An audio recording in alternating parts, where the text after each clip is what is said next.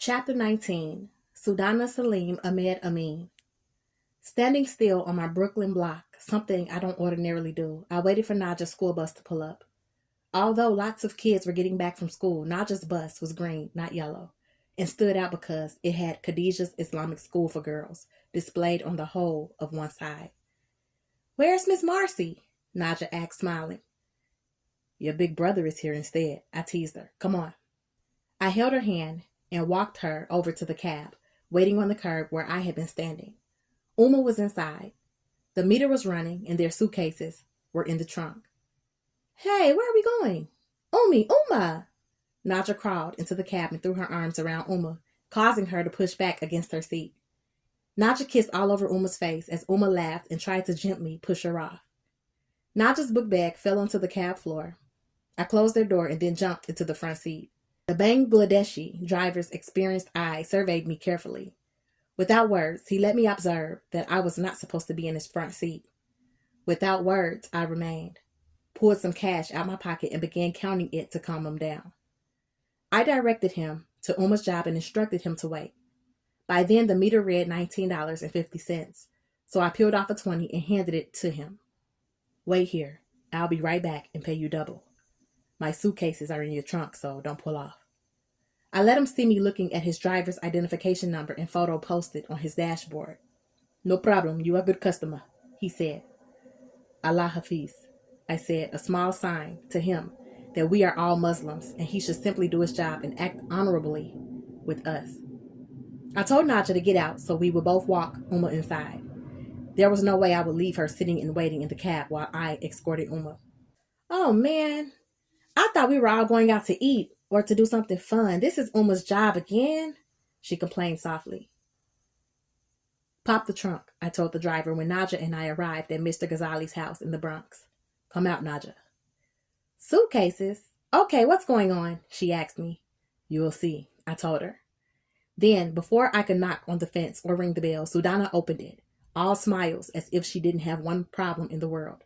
"Salam alaikum, SUDANA. You told me to come back soon and visit you. I wasn't planning on it, but I guess I am here," Naja said playfully. "Don't you like my house? I made sure I got here early just so I could see you," SUDANA said to Naja. "Me or my brother?" Naja asked smartly. "Both of you," SUDANA embraced it. "Is your father home?" I asked her. "Lesa," SUDANA said, meaning no.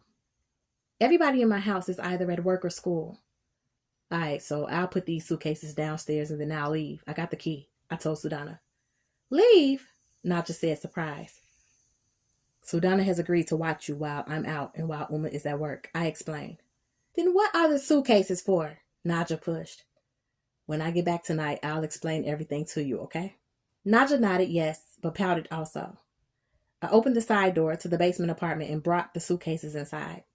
SUDANA and Naja both followed me instead of going in the front door and remaining upstairs in the house, which is what I expected them to do. "Aren't you two going upstairs?" I asked. "Yes, I'll take Naja up. I cooked something for her. I know you're hungry after school and all, right?" SUDANA asked Naja. "Yep, long as it's good," Naja answered. "Tell SUDANA thank you," I corrected Naja. "You already know that it's good because SUDANA cooked it." SUDANA's smile lit up the dim basement. Her hazel eyes sparkled like pretty marbles or glow-in-the-dark trinkets. "Come on, let's go up," I told them. SUDANA followed me. Naja followed SUDANA. Outside in the warm air, I watched them go in the front door. SUDANA turned toward me and asked, "Can you come inside for a minute?" "Since your father is not here, I'll just leave now," I told her with certainty. "It's important just for 3 minutes," SUDANA said, and then made the kind of face that older people make when they don't want to speak freely in front of a child. So I said, "Okay, 3 minutes, and then I gotta go." Inside, SUDANA whisked Naja away into a back room, the kitchen, I guess. I heard the plates and cups clinking, and then heard a television come on, a loud commercial blaring out before SUDANA must have lowered the volume. I heard Naja's little hands clapping because she is never allowed to watch television when we are in our Brooklyn apartment. SUDANA emerged alone. "Would you take off your shirt, please?" she requested. "What?" "Take it off. I need to see something," she said with a straight face. "Nah, I'm out," I told her. "On the back of your shirt, there is a small spot of blood. It seemed fresh and I want to see your wound." she said as though she were a medical professional.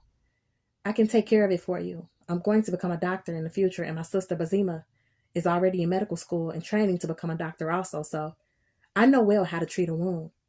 Please, sit down. Let me look at it. Not in your father's house, I denied her. Okay, then, we'll step downstairs to your apartment. It is yours for the month, right? She said, smiling politely. Not like a come on, but as if she were already a nurse. She left the room and returned with the medical bag. I figured it had to be Basima's bag. It'll be quick, I promise. Oh, but it does depend on how bad it is. If it is something I cannot handle, I'll send you straight to the hospital. It's not that serious, I assured her. I'm definitely not going to the hospital. Follow me, she said. She opened the door that led to the basement apartment and went down 6 steps. She turned around facing me and said, You can sit here on the steps so we can hear Naja if she calls us or comes. SUDANA flipped the switch and a bright light shined down on the stairs. She was standing over me and I was seated. Take it off. I won't look at you as a man. I will look at you only as a patient. I didn't believe her. Women are all emotion, I thought to myself, recalling my father's lessons. Yet I found myself cooperating with her anyway. I reminded myself that last time she had put me to sleep using some strange technique and pressing down on the center of my head with her 2 fingers. I pulled off my shirt. She saw my gun. I moved it out from my waist and laid it down on the stairs beside me, facing the wall. When my chest and shoulder and back were bare, SUDANA looked at me like a woman looks at a man. I could feel her heart softening. I could see it also in her eyes. She caught herself and redirected her energy. She began unwrapping the cut from my duel with Sensei. When she saw the whole thing, she suddenly made a sucking the air in through her teeth, as though the wound was worse than she expected, and as if she felt my pain also. The sound she made with her mouth made me feel something that I was trying not to feel. She opened her medical bag and used a free hand to begin searching through the items inside. Wait 1 minute, she said. I'll be right back. She returned with a needle and a cigarette lighter and some hefty thread. You need stitches, she said confidently. She set herself up on the stairs. She cleaned my wound first. The cold alcohol against my warm skin and her light touch and gentle rub with the clean cotton felt way better than when I had wrapped the wound myself. She flicked on the lighter and burned the tip of the needle until it turned black. Then she swiped the thread with alcohol and threaded her now sterilized sewing needle. This is going to hurt a little but help a lot, she said softly, standing so close to me that I could feel her body heat separate from the warmth of the atmosphere. She stood so close that I could see the texture of her pretty lips and smell her seductive Sudanese scent. She pierced my skin with the needle, and it pinched, but wasn't nothing to me really. I gave you 10 stitches. You really only needed 8, but just to be sure. When you leave on your trip, Akimi can take your stitches out. I can write her a note and tell her exactly how to do it. Or maybe she knows how to do it already, SUDANA said, smiling. She was a subtle and seductive teenaged female. I understood all her hidden messages even though I never acknowledged them. Looking up at her, I broke out in my first genuine smile of my day. So handsome, SUDANA whispered.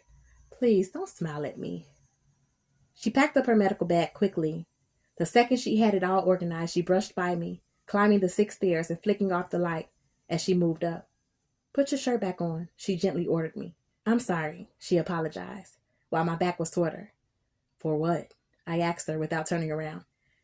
I tried, but I ended up looking at you as a man, not as a patient, she said softly. Switching to Arabic, she added, Now I can never take back what I've seen and what I felt, and I don't even want to. Our language in this situation, seated in the dark staircase of her home, aroused me. I threw my shirt on swiftly and stood right up. SUDANA, I called her back. I'm going to lock this door from the inside and go down here to make my prayer. I'll leave from out the side exit, okay? She nodded knowingly. As Muslim, we need prayer to keep our minds right. And our actions also. When I ring your bell, meet me outside so you can lock your fence. Oh, and thank you for healing me, I told her. She smiled and moved her eyes away. When I pressed her bell, she came to the door alone. She handed me a man's shirt without looking at me. It's my older brother's shirt. You can wear it for now since you have that blood spot on the back of your shirt still. Thanks, but I'm good. I'll take care of it, I said. Outside in the sunlight, she seemed embarrassed to look at me, even though now she had seen much more of me than she was ever supposed to. So I didn't stare at her either. I shifted my eyes and said, I'll see your family tonight when I bring my Ummah. On my way to practice, I picked up a new shirt and white tee from a random shop. I stuffed my old shirt with the blood spot in my back pocket and just rocked it like that. I wasn't about to leave my clothes at any woman's house who was not my wife from here on in. In my mind, I pictured crazy-ass bangs taking my hoodie to some zany fortune teller and started laughing, even though I was alone.